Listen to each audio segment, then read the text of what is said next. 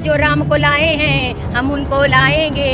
तो ये कह रहे हैं राम को लाए, राम को नहीं लाए हैं, ये रावण को लाए हैं, क्योंकि ये बेटियों के बलात्कारी हैं, ये बेटियों का रेप करते हैं, बेटियों का शोषण करते हैं। तो ये राम को लाए नहीं, राम का मतलब भी जानते हैं, प्रेम, मोहब्बत, त्याग, बलिदान, अमन, शांति, पैगाम, नफरत नहीं होता है राम का पैगाम। राम के नाम को बदनाम न करिए और जय श्री राम का नारा लेकर जो आप लोगों को मारते हैं ना, ये बंद करिए, ये तमाशा बंद करिए, धर्म को बदनाम मत करिए। देखिए कर्नाटक में सारा नाटक खत्म हो चुका है, ठीक है। अब बारी है केंद्र की, अब बारी है उत्तर प्रदेश की। अब जनता बता दे कि जनता को क्या चाहिए। लेकिन अगर ये ईवीएम में धांधली ना करे, अगर उस पर कब्जा ना करे, उसकी डकैती ना करे, क्योंकि ये सब डाकू बैठे हुए हैं, ईवीएम के डाकू, जो ईवीएम का डकैती करते हैं, ईवीएम को नोचते हैं और उसको बोलते हैं कि ये भैया मेरी सरकार आ गई। अरे दबंगई से सरकार लाओगे तो आ ही जाएगी। दूसरों को दबंग कहते हैं, दूसरों को माफिया कहते हैं, ये सबसे बड़े दबंग है, ये सबसे बड़े माफिया। और सबसे बड़ा उत्तर प्रदेश के माफिया हमारे मुख्यमंत्री योगी आदित्यनाथ जी के ऊपर कितने केसेस हैं। आपको वो पकौड़े तल रहे हैं, हिंदू मुस्लिम राजनीति के पकौड़े तल रहे हैं उनके कोई ऐसे पकौड़े नहीं है कि जो देश का उन्नति ला रहे हैं। और देश का युवा पकौड़े बेचने के काबिल भी नहीं बचेगा, जिस तरह की हालात इन्होंने कर दिए।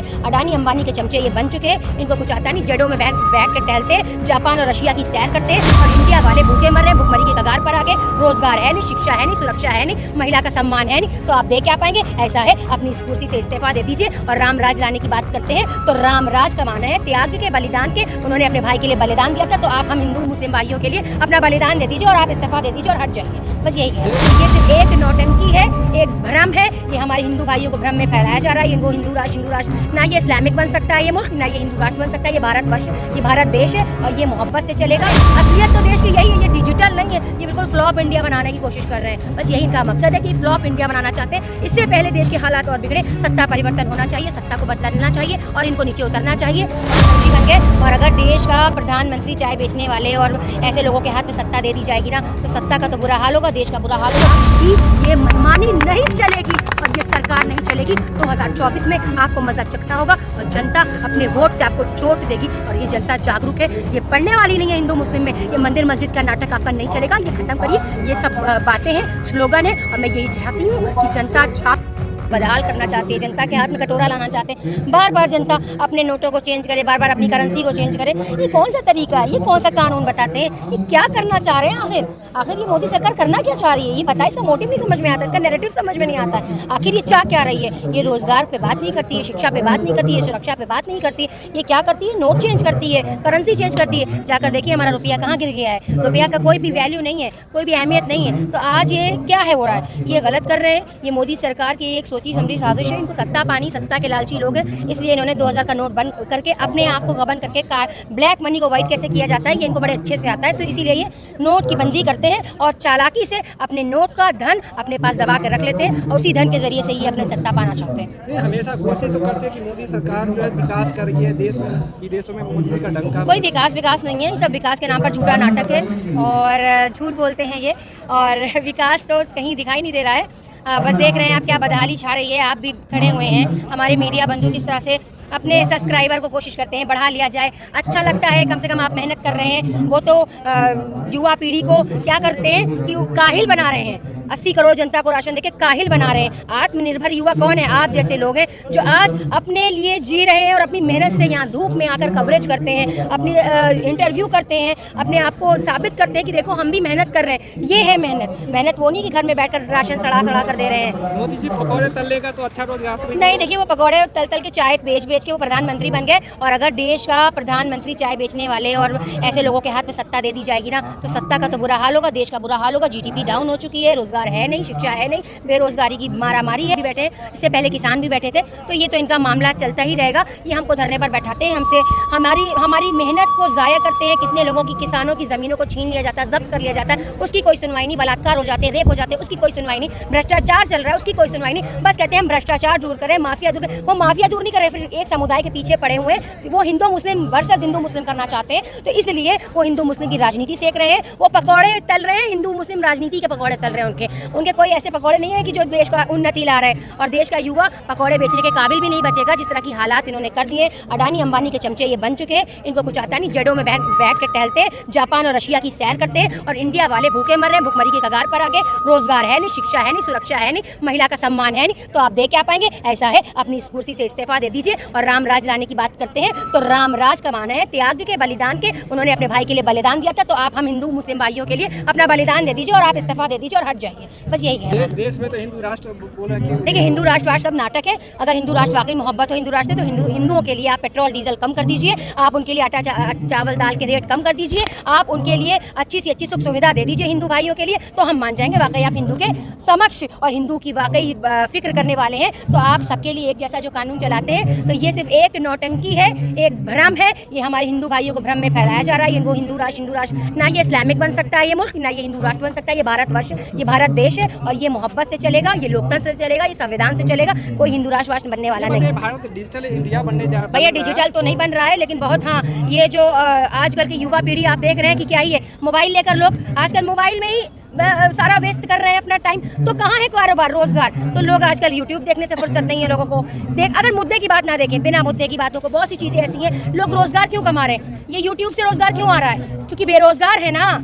ये यूट्यूब चैनल वाले इतने सारे क्या कर रहे हैं यहाँ पे? ये सब बेरोजगार हैं। ये सब बेरोजगारी की मार है। ये यूट्यूब, ये इंस्टाग्राम, लोग कमा रहे हैं इससे क्योंकि वो बेरोजगार है। असलियत तो देश की यही है। ये डिजिटल नहीं है, ये बिल्कुल फ्लॉप इंडिया बनाने की कोशिश कर रहे हैं। बस यही इनका मकसद है कि फ्लॉप इंडिया बनाना चाहते हैं। इससे पहले देश के हालात और बिगड़े, सत्ता परिवर्तन होना चाहिए, सत्ता को बदलना चाहिए और इनको नीचे उतरना चाहिए और कोई मौका दूसरे को देना चाहिए। जो राम जी को लाए हैं वही जो है भारत में दोबारा आएंगे। अच्छा, वो क्या कहते हैं, एक नारा और बजता है, जो राम को लाए हैं हम उनको लाएंगे। तो ये कह रहे हैं राम को लाए, राम को नहीं लाए हैं, ये रावण को लाए हैं, क्योंकि ये बेटियों के बलात्कारी हैं, ये बेटियों का रेप करते हैं, बेटियों का शोषण करते हैं। तो ये राम को लाए नहीं। राम का मतलब भी जानते हैं, प्रेम, मोहब्बत, त्याग, बलिदान, अमन, शांति, पैगाम, नफरत नहीं होता है राम का पैगाम। राम के नाम को बदनाम न करिए और जय श्री राम का नारा लेकर जो आप लोगों को मारते हैं ना, ये बंद करिए, ये तमाशा बंद करिए। धर्म को बदनाम मत करिए। धर्म फॉलो करेंगे हम अपने अपने घरों में, लेकिन जब बाहर निकलेंगे तो हम भारतवासी बनकर निकलेंगे, देशभक्त बनकर निकलेंगे। इस तरह से बागेश्वर बाबा जो है डंका पीट रहे हैं, बोले हैं तो हिंदू राष्ट्र बनाएंगे। पटना में भी देखिए, कर्नाटक में सारा नाटक खत्म हो चुका है, ठीक है। अब बारी है केंद्र की, अब बारी है उत्तर प्रदेश की। अब जनता बता दे कि जनता को क्या चाहिए। लेकिन अगर ये ईवीएम में धांधली ना करे, अगर उस पर कब्जा ना करे, उसकी डकैती ना करें, क्योंकि ये सब डाकू बैठे हुए हैं, ईवीएम के डाकू, जो ईवीएम का डकैती करते हैं, ईवीएम को नोचते हैं और उसको बोलते हैं कि ये भैया मेरी सरकार आ गई। अरे दबंगई से सरकार लाओगे तो आ ही जाएगी। दूसरों को दबंग कहते हैं, दूसरों को माफिया कहते हैं। ये सबसे बड़े दबंग है, ये सबसे बड़े माफिया और सबसे बड़ा उत्तर प्रदेश के माफिया। हमारे मुख्यमंत्री योगी आदित्यनाथ जी के ऊपर कितने केसेस हैं आपको पता है? जितने भी इनके सांसद हैं, नेता हैं, मंत्री हैं, सब एक नंबर के माफिया हैं, डकैत हैं, ईवीएम की चोरी करने वाले लोग हैं। और मैं डरती नहीं हूँ, आपको पता है मेरे घर पर पुलिस पहुंच जाती है। ये उत्तर प्रदेश की बेटियों की सेफ्टी की बात करते हैं। मुझ बेटी को मेरे साथ क्या नहीं हुआ, इन्होंने कितने मुकदमे मेरे ऊपर नहीं लगाए। और मैं आजादी का महोत्सव कहते हैं, कौन सी आजादी? अमृत महोत्सव मनाते हैं। एक बेटी को आजादी के दिन कैद कर देते हैं आप, 26 जनवरी वाले दिन, 15 अगस्त वाले दिन मुझे कैद कर देते हैं, मुझे आजादी मनाने नहीं देते। कौन सा आजादी महोत्सव मना रहे? ये अमृत महोत्सव नहीं है, ये एक देखा जाए तो देश को बहुत खराब जगह पर ले जा रहा है। एक ऐसी खाई में ढकेलने की कोशिश कर रहा है जहां पर देश की बदहाली है। और अगर युवा पीढ़ी आज भी नहीं जागा तो धर्म के नाम पे ये भगवा, आपको पता है ये भगवा जो कह रहे हैं, भगवे का मतलब नहीं जानते, भगवे को बदनाम कर रहे हैं, हिंदू धर्म को बदनाम कर रहे हैं। आप हिंदू धर्म को बदनाम करना बंद कीजिए और नफरत डालना बंद कीजिए। राम का नाम लेते हैं तो मोहब्बत डालिए, नफरत ना डालिए। राम का नाम लेकर रावण राज है, रावण राज, राम राज कोई नहीं है, सिर्फ रावण राज। क्यों? राम की तो परिभाषा हमने जितनी पढ़ी है वो तो मोहब्बत है। हमने जो राम को पढ़ा है, आपने क्या कुछ और पढ़ लिया राम के बारे में? मैंने तो, आपको क्या पता है कि जय श्री राम कह के किसी का एनकाउंटर हुआ है, करा है क्या? राम ने कभी किसी को मारा होगा?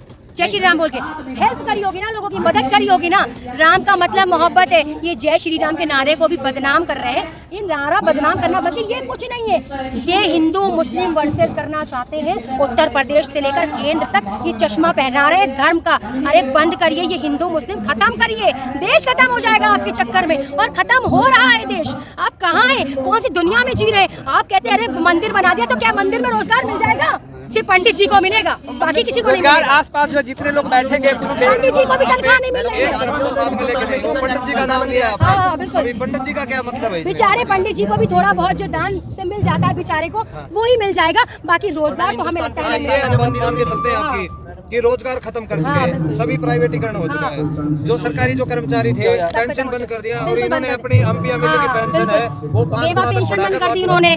विडो जो विडो थी, बेवा थी, उनकी पेंशनें बंद कर दी। तो अब वो क्या करेंगी ना, सब तो बंद कर दोगे तुम, बेवाओं की पेंशन बंद कर देते हो, उनकी हाय ले रहे हो, उनके बच्चों की हाय ले रहे हो, देश की कोई उन्नति की बात नहीं है। भारत की जो काम करो, वो पकौड़े ही तलवाएंगे वो युवा पीढ़ी। एक बात बता दें हम आपसे, आज का युवा, भारत का युवा आधे से ज्यादा हमारा सिख भाई कनाडा में पढ़ा है। क्यों पढ़ा है भाई? देश में रोजगार नहीं था तभी तो पढ़ा है ना वहाँ पे। सऊदी में मुस्लिम पढ़ा है, मुस्लिम की बात बता रहे हैं, आधे से ज्यादा मुस्लिम रोजगार वहाँ कर रहा है। क्यों कर रहा है? हमारे देश को क्यों ऐसा बदहाल बनाया गया? आप बराबरी करते पाकिस्तान से, बांग्लादेश से, अरे ऐसे देशों से क्यों करते जो पीछे है? ऐसे देशों से करे ना, अमेरिका से करे, चाइना से करे, रूस से करे ना। बराबरी उनसे होती है जिनसे मुकाबला होता है, ऊपर नीचे की बराबरी नहीं होती। अरे भारत को चौथे नंबर पे वर्ल्ड में आ गई, हमें तो ये तो सिर्फ उनकी बातें हैं ना। लेकिन ये बताइए जितने बिजनेसमैन हैं, नहीं टैक्स उसी टैक्स से तो ये खा रहे हैं, ये हमारा ही टैक्स लेते हैं, हमारा ही टैक्स वसूल रहे हैं। ये मंदिर मस्जिद के नाम पे लड़वाते हैं, कोई मतलब नहीं है। मुद्दा वही है ना, जनता बहक रही है ना। भाई बोलिए सवाल कर लेते।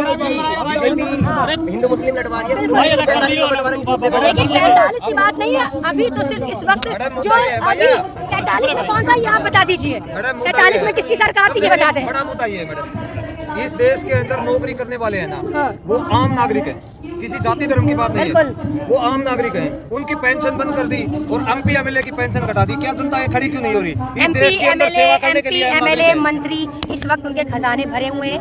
अडानी का खजाना भरा हुआ है, अंबानी का खजाना, आपको देखा नहीं वो अंबानी की बेटी कितने महंगे महंगे जेवर पहनती है। अरे आपको पता है अंबानी की बीवी कैसे चाय पीती है? 1.5-2 लाख की चाय पीती। अरे यहाँ हम लोग 5 रुपए की चाय नहीं पी पा रहे हैं, आम जनता, वो 2 लाख की मोहतरमा चाय पीती। ठीक है, हमारा बिजनेसमैन है, अच्छी बात है, अच्छा होना चाहिए, आगे बढ़ना चाहिए, ग्रो करना चाहिए, पर जनता कहाँ जा रही है यार? ये तो देखो, अडानी अंबानी को कब तक देखते रहेंगे? मुझे अडानी अंबानी के जेट से, अरे वॉशरूम कितना बड़ा है आपको पता है? 13 करोड़ का वॉशरूम है अंबानी का। अरे वो 13 करोड़ कहाँ से आए हैं? ये चाटुकार है अंबानी के, अडानी के। तो मैं ये चाहती हूँ अडानी अंबानी को हटाकर जनता के लिए सोचा जाए, जनता के ऊपर पैसे खर्च किए जाए। अभी जब अंबानी जी आए थे हमारे लखनऊ के अंदर, कितने करोड़ रुपए खर्च किए गए और उसका कोई डेटा नहीं है। आरटीआई रिपोर्ट मांगो तो कहते कोई डेटा नहीं है, इनके पास कोई डेटा नहीं है, ये झूठे हैं। ये सिर्फ अपना सरकारी फंड प्राइवेट लोगों पर खर्च कर रहे हैं, अडानी पर, अंबानी पर, जनता पर ये पैसा खर्च नहीं करते। हमसे टैक्स वसूलते हैं हर जगह, एक छोटे चम्मच से लेकर एक छोटे से कपड़े तक के ये टैक्स वसूलते हैं, लेकिन टैक्स पर इस पे हमें रोजगार भी नहीं मिलता है, ना हमें कोई शिक्षा मिलती है, ना कोई सुरक्षा मिलती है। जो 70 साल में नहीं हुआ वो पिछले 10 साल में हो गया, तो आप क्या हो गया? आप सोशल मीडिया लिए खड़े तो हैं, क्या हो गया? नौकरी मिल गई क्या आपको? आप यूट्यूबर हैं, आप बता दें अपना 10 साल में आपको कितने भाइयों को नौकरी मिली है आपकी सरकारी? आपके चचा के बेटों को मिल गई? आपके कितने घर में बेरोजगार हैं? आप यहाँ क्यों लिए खड़े हैं कैमरा? आपको तो किसी गवर्नमेंट जॉब में होना चाहिए था ना, आपको तो नगर निगम में होना चाहिए था ना, आपको तो सचिवालय में होना चाहिए था ना, आप तो कोई वर्दी पहने। अभी जवान बैठा था, आपको नहीं पता? उनकी गुहार नहीं सुनी गई। किसान बैठे थे, 13 महीने बैठे थे, तब मोदी जी ने माफी मांगी थी और कहा था हाँ मुझसे गलती हो गई, मैं कानून वापस ले। अरे सड़े कानून लाते हैं और फिर माफी मांगते हैं और फिर उसको वापस लेते हैं। तो इनका हाँ, और इतने लोग मर गए, उसका कौन जवाब देगा? जिनकी बीवियां बेवा हो गई उनका जवाब कौन देगा? जिनके बच्चे यतीम हो गए उनका जवाब कौन देगा? जिनके भाई मर गए उनका जवाब कौन देगा? जिनकी माँ की बेटों की जिनके बेटे मर गए, जिन माँ की पेट सूने हो गए, उनको कौन जवाब देगा? इतने सारे लोग मरे, कितना किसान मरा, कितना किसान मरा, आपने उसका ख्याल नहीं किया। जनता आखिरी में माफी जागरूक जनता जो होगी ना, वो सही फैसले लेगी और मुझे यकीन है वो मरे थे, उन्होंने आपको शांति दे दी, हाँ भाई सही फैसले लेगी, हो गई, मैं कानून वापस। यही काम आप शुरुआत में कर लेते तो इतने सारे किसान भाई नहीं मरते।